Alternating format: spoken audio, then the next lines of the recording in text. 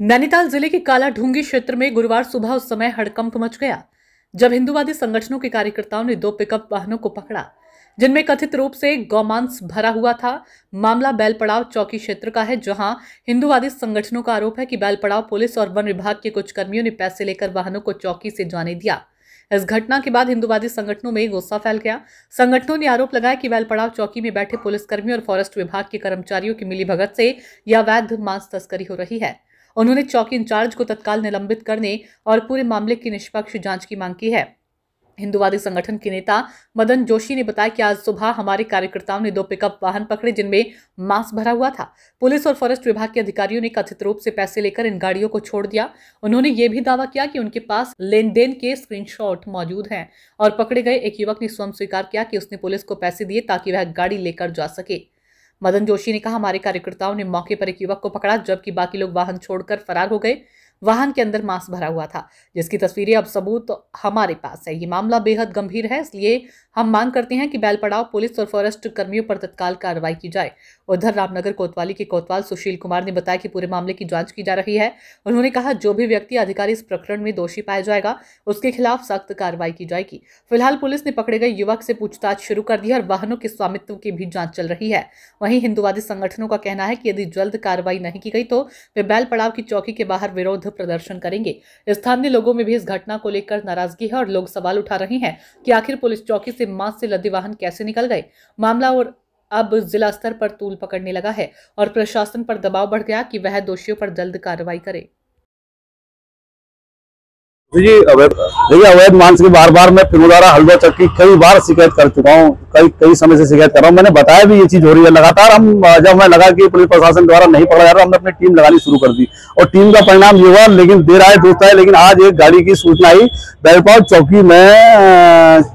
कोई मैं नाम तो उनका नहीं है पता लग रहा है, दूसरे धर्म से ही है। अब ये कहना पड़ रहा है पुलिस में भी दूसरे धर्म से है, इसलिए कहना पड़ रहा है कि पुलिस चौकी मांस देखने के बाद वो गाड़ी को छोड़ दिया जाता है और उस पुलिस चौकी को पूरा सस्पेंड होना चाहिए। गोवर्धन पूजा होने के बाद इतनी बड़ी घटना हो जाना जहां हमारे गौवंश को पूजा जाता है। अब ये मांस किस चीज का है ये तो जांच के बाद ही पता लगेगा, लेकिन नंगा बिल्कुल मांस टगा हुआ, ना कोई उसका कोई उसमें जो मानक होते ना उसके कोई मानक। फूड इंस्पेक्टर इस बात को कहता है कि नहीं, हम तो लगातार सुबह शाम चेकिंग कर रहे हैं। तो आज कार्यकर्ताओं ने उसे पकड़ा छुई में पकड़ा गया। जब उसको लगा छुई में पकड़ा गया, एक उसने फिर दोबारा वहां पर उसको रोक लिया। तो लोगों में आक्रोश है और रामनगर में कार्रवाई की मांग कर रहे हैं। ऐसे लोगों को पुलिस चौकी और उसमें फॉरेस्ट का इनका फोन है हमारे पास, इसमें लिखे कि 10,000 रुपए इसमें गूगल पे हुए हैं इसके नंबर से। पुलिस चौकी को पैसे देकर जो छूट के आना, 1 चौकी 2 चौकी 3 चौकी फॉरेस्ट की चौकी मिल रही है। आखिर रामनगर में आप लोग क्या चाहते हो? आखिर रामनगर में जनता सब कुछ अपने हाथ में ले ले, ऐसे कैसे होगा? सब कुछ होने के बाद आज जनता सोचती नहीं है, उसके बाद इनकी इतनी हिम्मत बढ़ जाती है और आज अगर इन पर कार्रवाई नहीं तो हौसले बहुत हो गए। और उसके बाद ऐसी स्थिति हुई, अभी आया दानिश, सुनो, दानिश और फरीद सोनू, 3 नाम है। दानिश, फरीद, सोनू पुलिस के नाम पे 150 रुपए, नगर पालिका 300 रुपए पुलिस के नाम पे उगाही कर रहे हैं। पैसे तो मतलब खुली गुंडागर्दी वोट पड़ाव के अंदर कहते थक गए, लेकिन कोई कहता कार्रवाई नहीं होती। आखिर क्यों कार्रवाई नहीं होती? जब देख रहे सब कुछ हो रहा है। लेकिन कोतवाल साहब पहली बार यहाँ पर आए थे, इनके लिए एक बहुत बड़ी चुनौती है। ऐसे लोगों पर कार्रवाई होनी चाहिए और ऐसे जो विधर्मी है उनके मनोबल देखिए कितने बड़े हुए हैं, उनकी हिम्मत हो रही है यहाँ पर आने की। मैं कह देना चाहता हूँ कि शहर का माहौल खराब ना करे, गलती होने के बाद घुर्राने की जरूरत नहीं है, जवाब दिया जाएगा। ये ध्यान रखना इस बात का, जो लोग समझ गए वो समझ लें इस बात को। धन्यवाद। मैं ज्यादा नहीं कह रहा हूँ, लेकिन पुलिस को कार्रवाई करनी चाहिए। एक व्यक्ति को पकड़ा है, दूसरी गाड़ी बैलपड़ाव चौकी पे है।